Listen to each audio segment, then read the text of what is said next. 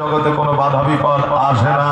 বেরাদার, আজকে আমরা সকলেই পণ্ডিত, অনেকেরই বুদ্ধিবিদ্যা অনেক বেশি, কিন্তু বাবা তবুও আমাদের পরীক্ষার সময় পরীক্ষার হলতে বসতে হয় নাকি? হ্যাঁ, আপনি খুব ব্রিলিয়ান্ট, আপনার অনেক জ্ঞান, কিন্তু বয়স সাপেক্ষে আপনাকে পরীক্ষার হলতে বসতে হবে, পরীক্ষা দিতে হবে, সার্টিফিকেট নিতে হবে। আর ওই পরীক্ষায় কেমন পরীক্ষা আপনি দিলেন এই রেজাল্ট বের হওয়ার আগে কেউ জানতে পারবে না। যারা একমাত্র পরীক্ষায় নাম্বার দিবে, আপনার খাতা দেখবে, তারাই বলতে পারবে।